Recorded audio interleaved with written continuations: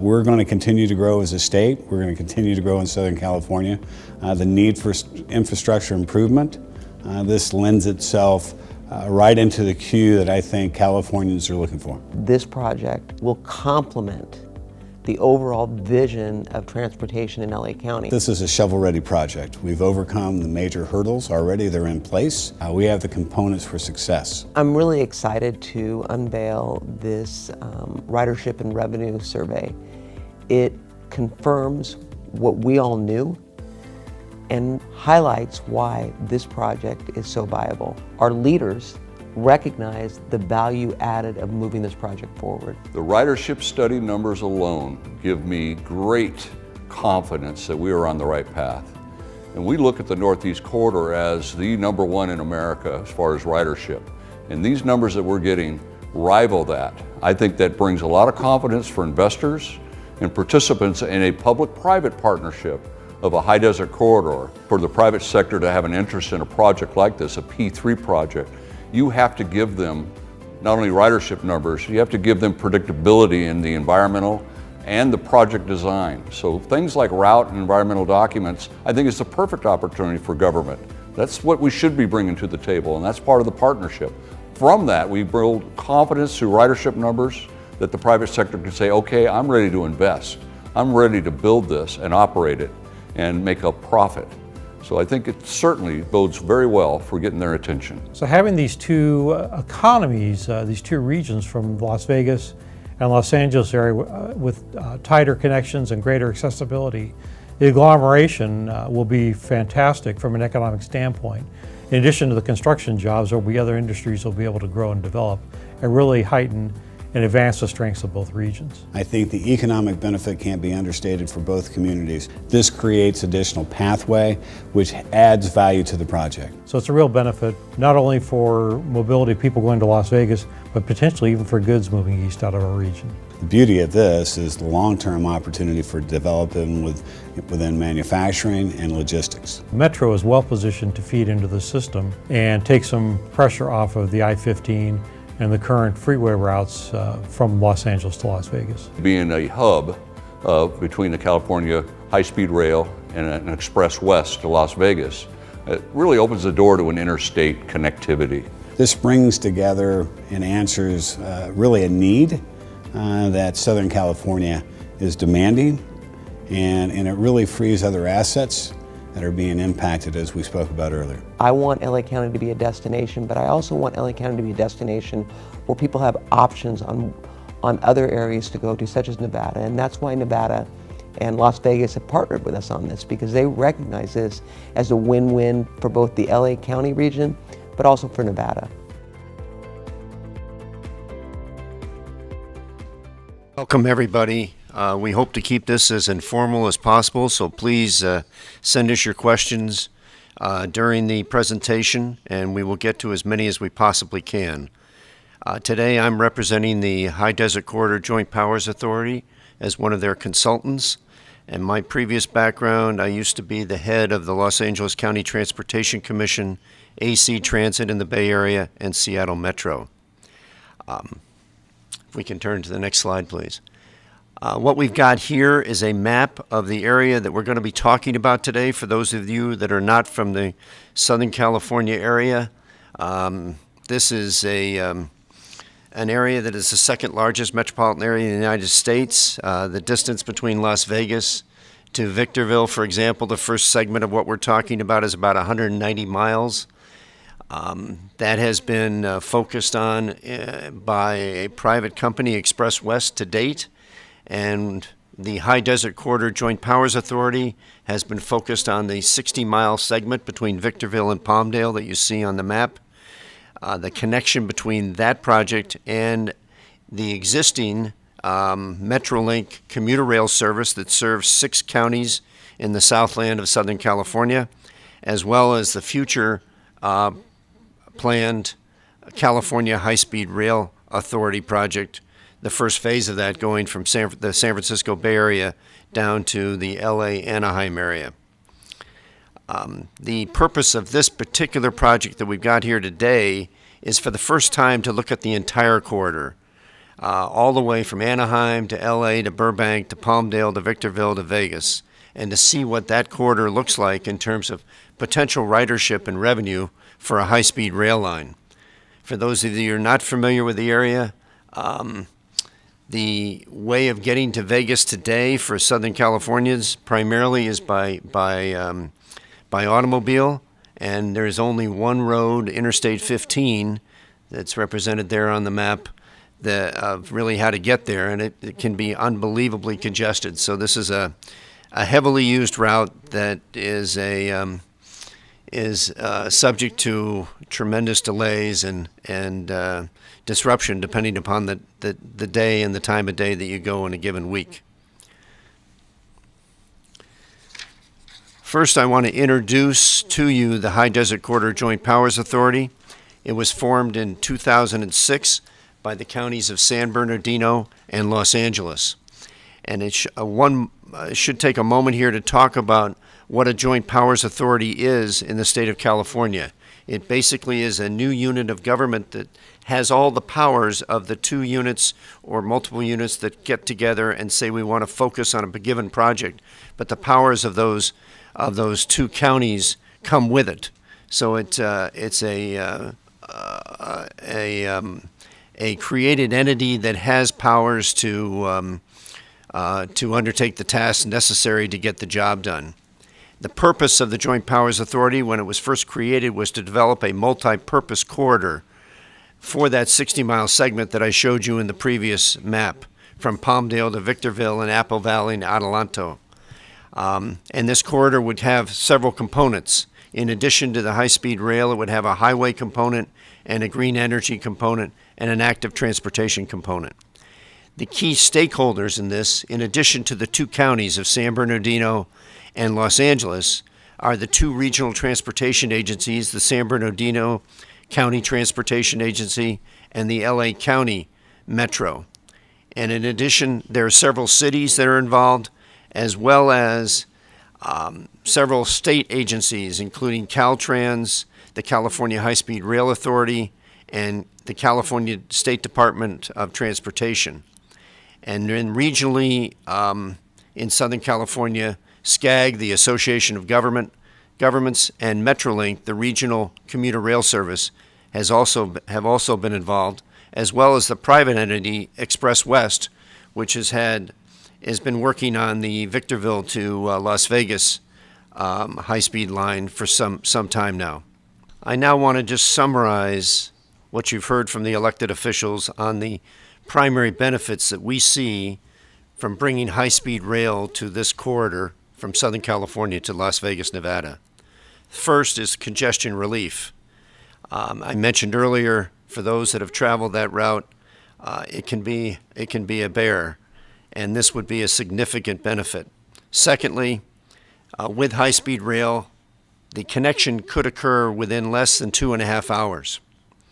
Third, this would represent at least a 2-hour trip savings in the best case, and much more than that when congestion occurs. But perhaps even more importantly, it would have an impact on safety, predictability, and convenience.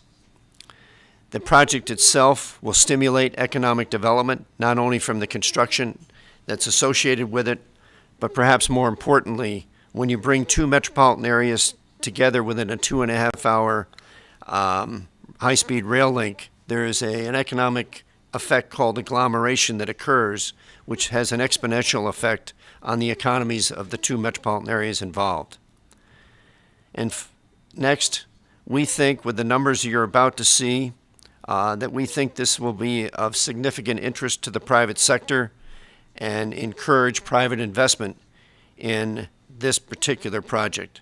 And finally, this is one step more in a regional effort and a statewide effort to connect the various cities in the Southwest.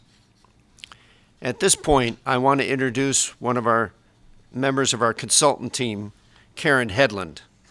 Karen was the former Deputy Administrator of the Federal Railroad Administration, an attorney. She has been an advisor to public agencies on P3 projects, public-private partnership projects, for years. Karen? Thank you, Neil, and it's a pleasure to be with all of you out there this morning. And it's a real honor to be associated with this project and helping to promote the study. So let me give you a little introduction to what you are going to hear. First of all, what is this ridership and revenue study going to tell us? First of all, it's going to describe the size of the travel market between Los Angeles, Anaheim, and Las Vegas, both what it looks like now and based on growth, what it will look like in the future. Secondly, what share of that overall travel market could a high-speed rail line attract? And how many riders, based on round trips, does this represent? Then, importantly, what are the potential revenues that could be produced by a high-speed rail line based on realistic fare options, fares that are both competitive with airfares as well as with the cost of automobile travel. And assuming a phased build-out of this system, what is the incremental ridership and revenue for each of the phases? So this is what you are going to hear. Don't want you to have to hold your breath for the next 15 minutes until we get to it. This is the underlying results of the report. First of all, there is a proven large-scale demand between Southern California and Las Vegas. Should come as a surprise to no one. There's a potential 27% market share for high-speed rail. The forecast annual ridership is 3 million round trips in 2021, based on the first phase, rising to 11 million round trips by 2035, with the full corridor open from Las Vegas to LA and Anaheim, and then based on growth in the region, 14 million round trips by the year 2050. The forecast revenues based on competitive fares start at 600 million in 2025 from Palmdale to Las Vegas, 800 million in 2029 when there's a build out from Palmdale to Burbank, $1 billion per year in 2035 when the system is built out entirely to LA, Anaheim, and Las Vegas, and in 2050 that reaches $1.6 billion in revenues each year. Our study consultant is Steer Davies Gleave. They are one of the world's largest fully independent transportation consulting firms. We selected them because they have over 30 years of transportation sector experience and are an established advisor in the passenger rail sector, both internationally and in the United States. They do project planning and development, strategic and business planning, economic impact assessments, cost-benefit analysis, and importantly, ridership and ticket revenue forecasting. This slide shows you just some of the projects that they have advised on, and importantly, they have advised on virtually all of the high-speed rail projects in Europe, which we look to for leadership here in UK, in France, in Italy, in Spain, in Portugal, and across Europe, and then worldwide in Brazil and South Africa, Saudi Arabia, and elsewhere. They are also a leading ridership and revenue forecasting firm for planned high-speed rail projects throughout the United States. And the red lines on this map show the projects that they have advised on. And in addition, and importantly, they are the revenue and ridership consultant for the entire Amtrak network. I don't think we could have found a better firm. At this point, I'd like to introduce Mark Buckmaster from SDG. Mark is an associate with the firm. He's been there 9 years, and he specializes in demand revenue forecasting for high-speed rail. Mark? Thank you very much, Neil. So as we've mentioned, what we're going to be discussing today are the results of our investment grade ridership and revenue study. I thought it'd be worth, first of all, confirming, well, what do we actually mean by that? Now, there's no formal definition of what an investment grade study is.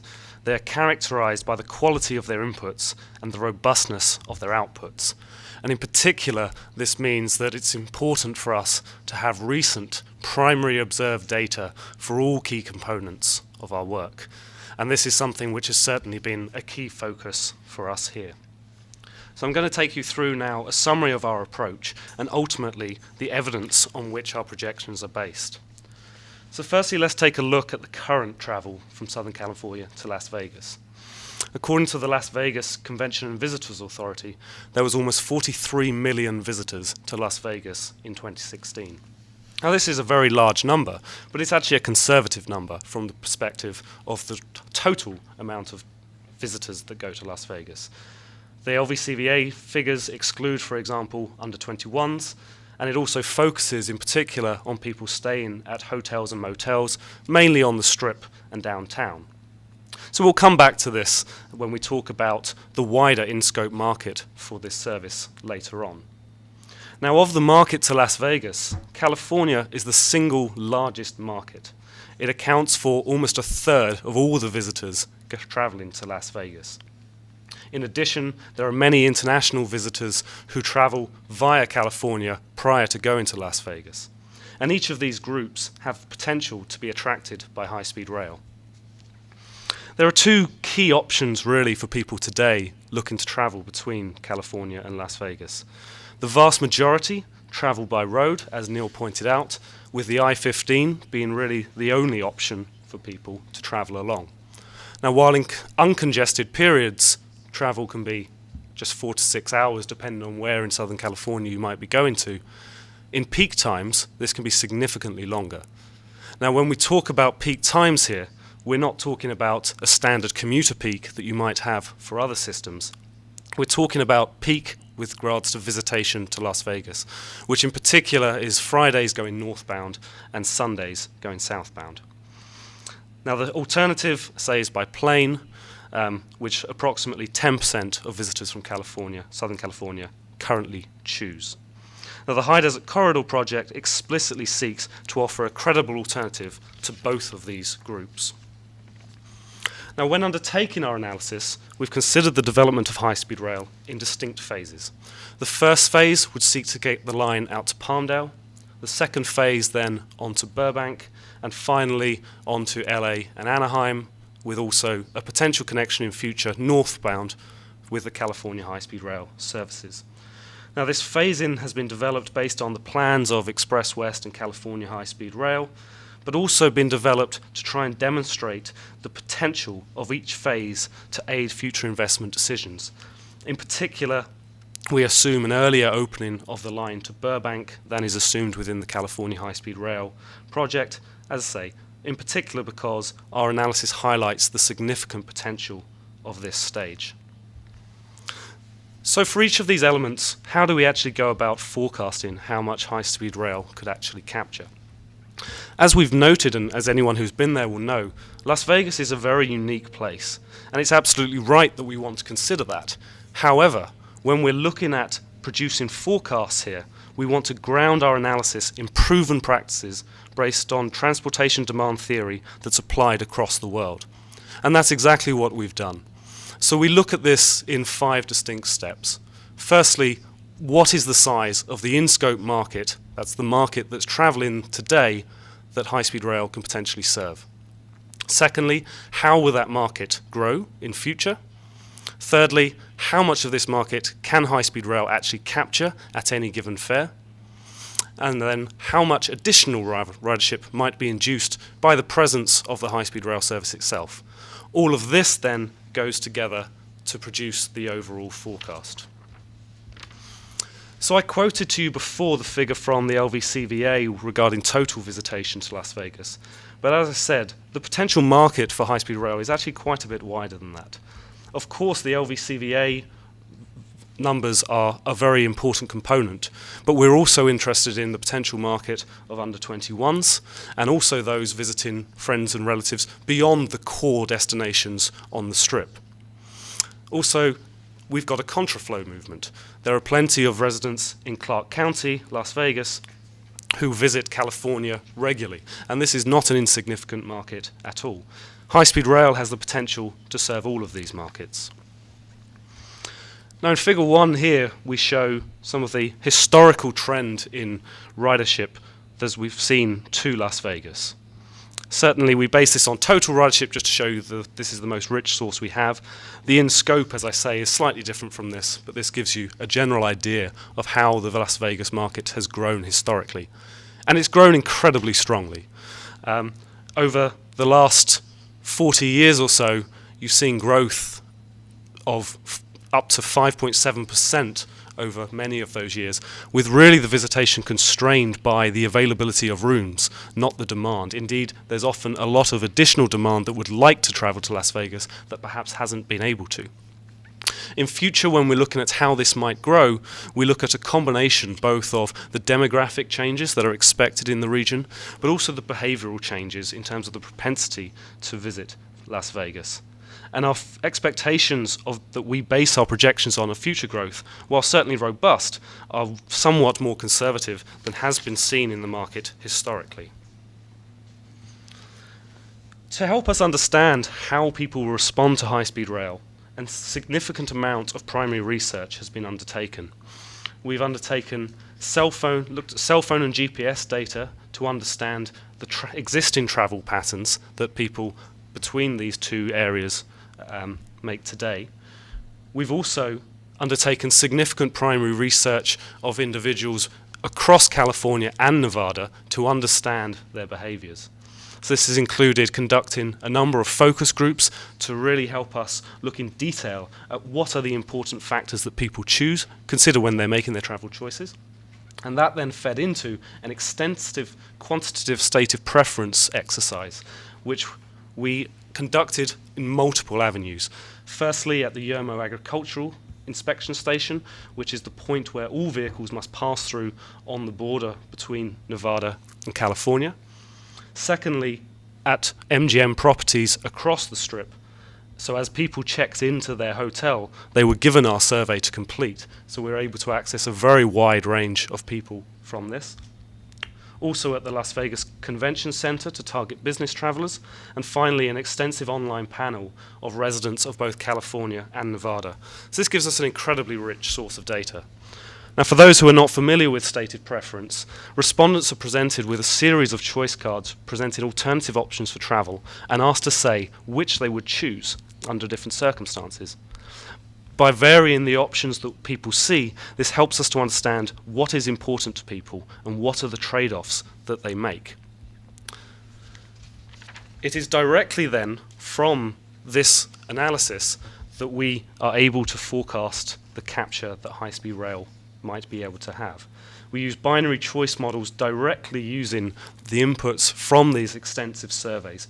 All of the parameters that we use within our model have come directly from the survey respondents. And remember, these are the people ultimately who will need to ride the trains in order to make it a success. And in total, we have more than 4,000 responses from these various groups. This is a hugely rich data set for us to base our analysis on. So finally we come to, well, what does this actually tell us? Well, initially, as Karen pointed out, we expect ridership in the range of 3 million round trips, but this will increase significantly both as the effects of the phasing of the infrastructure are felt and the ramp up of demand that we see on systems around the world. And ultimately, we expect that high-speed rail will be able, with competitive fares, to be able to attract approximately a quarter of the market. Now, putting that into context, this is actually a relatively conservative projection. Certainly when we compare this to what we observe in the market in Europe, where various studies have shown capture of 30 to 40% across various lines, or more closely to home in the Northeast Corridor. Currently on the DC to New York line, Amtrak estimates that they have just approximately a 20% market share, but this, remember, is without high-speed rail. In future, their studies project that they could potentially reach over 30% with the introduction of high-speed rail. In order for us to understand then what are the key factors that impact this ridership and how it might be affected by future changes, we've undertaken a wide range of sensitivity testing across a range of parameters: exogenous factors, mode characteristics, model parameters. This includes a range of things that are important in people's decision making, such as the price of gas or other auto costs, the airfares that might be charged, the journey times given the change in congestion in future, parking charges in Las Vegas, which is certainly a hot topic in the area, and also general economic growth. So all of these have been undertaken to ensure that the risks and the potential upsides of these forecasts are fully understood.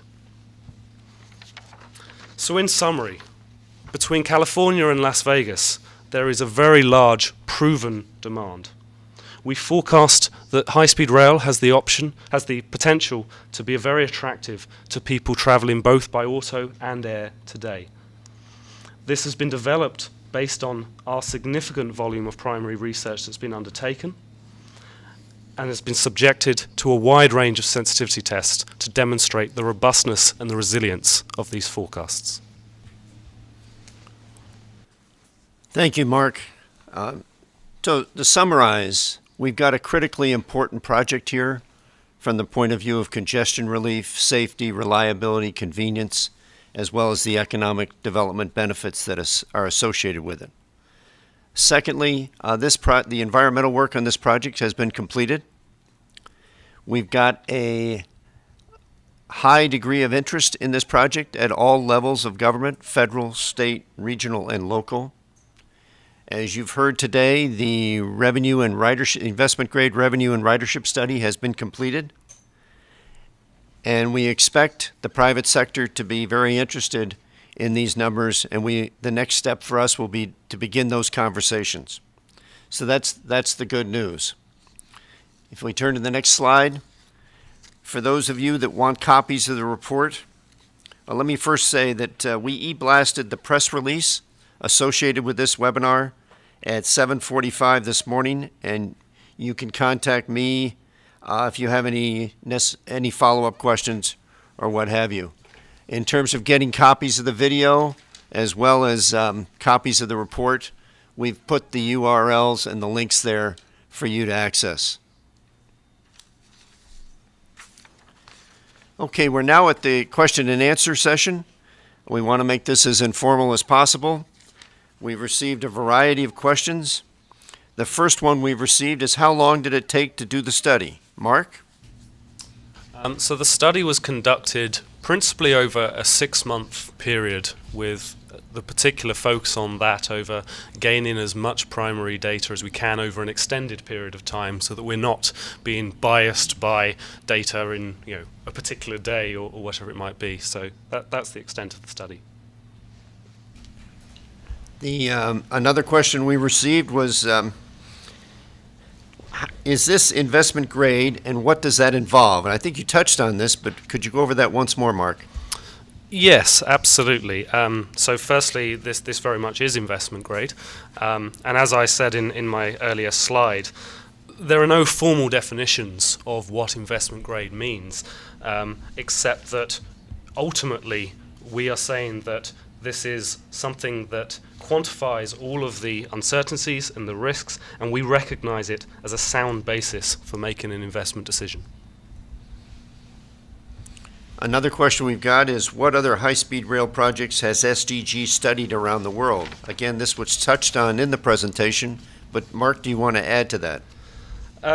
Yes, I mean, to say there was the list up earlier, which I know is just a subset of that. Certainly, we've been heavily involved in studies in the UK for both the existing HS1 and the proposed HS2 lines, and we've looked at various lines throughout Europe, including in France, Spain, Italy, and wider, and as Karen pointed out, across the globe as well.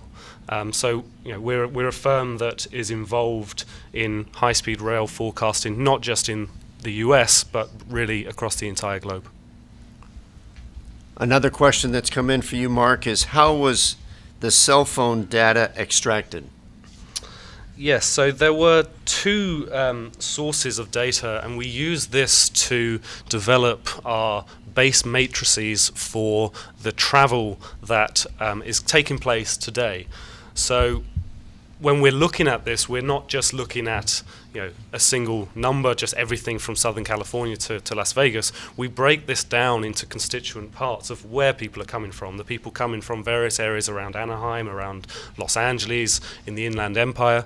And we use the cell phone data, which is an incredibly rich source. The source that we use is on two networks which I believe make up approximately 40% of all the cell phones in the United States. So it's an incredibly rich source, and I believe we had approximately 2 million records of data that we use to base our initial elements on. We also don't just rely on a single source. There's GPS data that we use as well to help validate the results and the detailed information on where people are actually going from and to. And one more for you, Mark. The question of how the ticket price and ticket revenue was decided upon. So, as I pointed out in the stated preference work, we give people a range of different options of different times and different prices, and try to understand how people react to these things. And we use that data directly to come up with, well, what is the market willing to bear, and what is the realistic capture that we can get at each of these fares. So this is not a fare that we simply assert. It's something which comes directly from what people are telling us they'd be prepared to pay in order to use high-speed rail. And for those who haven't done the calculations themselves, the average fare in future that we have for a return trip from Southern California to Las Vegas is approximately $115. So certainly this is somewhat more favorable for the passenger than other lines that exist both throughout the US and internationally. We have another question about expected travel times from Las Vegas to LA and how that varies at peak hours. And I can answer that. The high-speed rail assumption we made here is that it would take a little under 2.5 hours to go from Las Vegas to LA Union Station, for example. And that would be the same at peak period as well as off-peak periods. If you're asking about automobile travel time between those two, the travel time by automobile with no traffic takes around 4.5 hours today. With traffic, it can take 6, worst case 9 hours at peak periods. The next question we've got is, are there estimates of the annual operating and construction costs? And the answer to that is not at this time. This study was on the revenue and ridership side of the equation. Our next job is to talk to the private sector and our engineering consultants to identify what the other side of the equation is, the operating costs and the capital costs associated with that. Another question we have here is, what are some of the P3 approaches that this project might use? And I'm going to ask Karen to answer that. The robust revenues that are being projected for this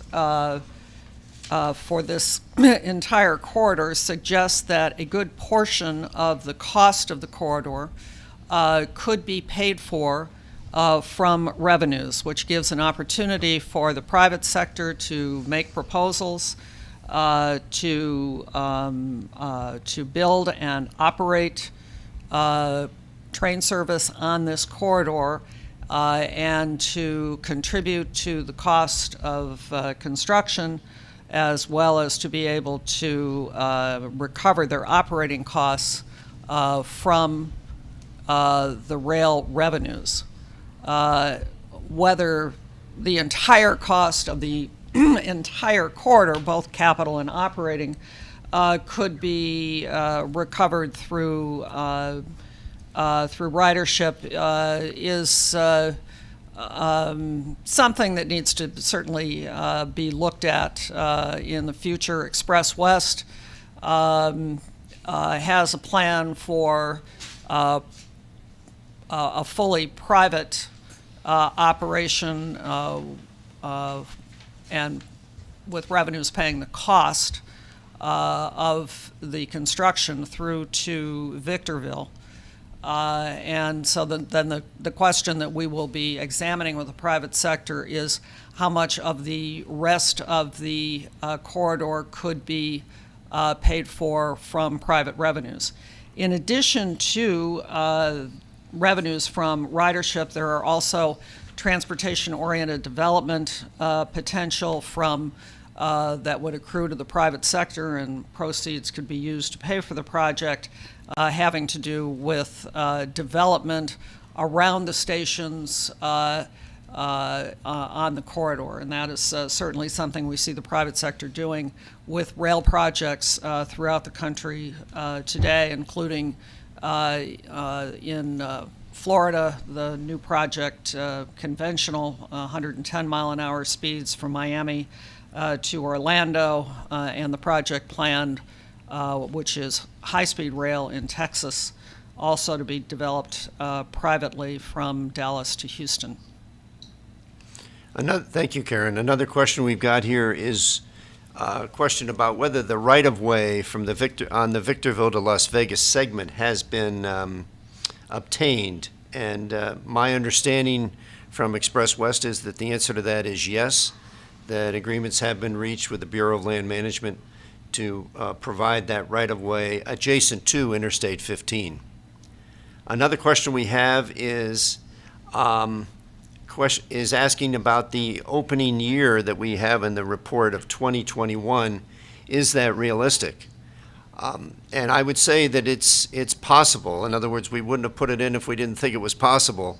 And the reason we think it's possible is because most of the environmental work has been done. The ridership and revenue study, as you've heard today, is done. Very, very few projects that have both of those items completed at this time.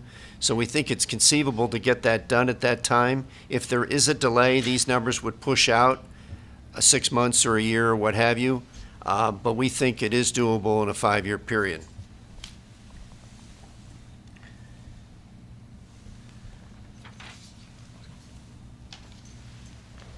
Another question we've received is, what are the next steps? And as has been mentioned, our first next step here is to work and talk to the private sector to get a feel for how these numbers are received by them, to get a feel and an estimate of what the operating and capital costs associated with this would be, and to get in order to develop the outlines of what a true public-private partnership would look like. We've got another question here about the environmental work that's been completed. I stated earlier that it had been completed. I guess I need to stand corrected on that. Karen, can you assist me on that? The EIS has been, and CEQA work has been completed for the project. We are, for the Victorville to Palmdale sector of the project, the environmental work on Victorville to Las Vegas was completed a number of years ago. And the work on the environmental process from Palmdale to down to Burbank is underway. There is I think there is at least one challenge under CEQA to the EIS between, Palmdale and Victorville. I have to say, based on my experience at the Department of Transportation, I know of almost no environmental study around the country on a major new alignment for highways or rail or anything else that hasn't faced some amount of challenge or litigation. Certainly there were a lot of challenges that were leveled against the California high-speed rail project on the environmental work, and frankly most of those have been settled. That in fact is kind of the history of what happens with environmental reports in the United States. Challenges are made, and for the most part they are resolved favorably to the public entity, or they are ultimately resolved through settlement and perhaps some additional mitigation. Rarely do they hold up the entire project forever. Another question we've received is what has surprised you as consultants to this about this report? What has been the thing that's made the most significant impact on you? And I think just answering for myself, it's the robustness of the size of the market and the potential market share that high-speed rail could take. When I think about all the other projects we have in this country, the numbers here are just significant. So that's, Karen, would you like to add? What I would like to add is that I was not surprised by the numbers that came out because they were predicted a number of years ago by a report that the Federal Railroad Administration did in cooperation with the states of California, Nevada, Arizona, I think Colorado, and Utah. It was the first regional rail study that was undertaken by the Federal Railroad Administration. And they did a study just to determine what were the most likely city pairs that would be good candidates for high-speed rail. And the study was based solely on origin and destination information from all modes, as well as what the likely growth would be within those regions over the next 10, 20, or 30 years. And that study, which was published in 2015, predicted that LA area to Las Vegas would be one of the strongest city pairs for high-speed rail in the entire region. The other thing we ought to add to that is that the CEQA lawsuit that you referred to is on the highway and not on the rail component, is my understanding. Yes. All right, I think we've answered most of the questions that have come in. And I want to thank everybody for joining us. This has been a year-long effort, as was mentioned, and we're very, very proud of the effort that was put in and the quality of work that was done by our consultants. And we think that this will not only provide tremendous information for making this corridor happen, but also provide some good guidance and experience for other projects around the country in the future.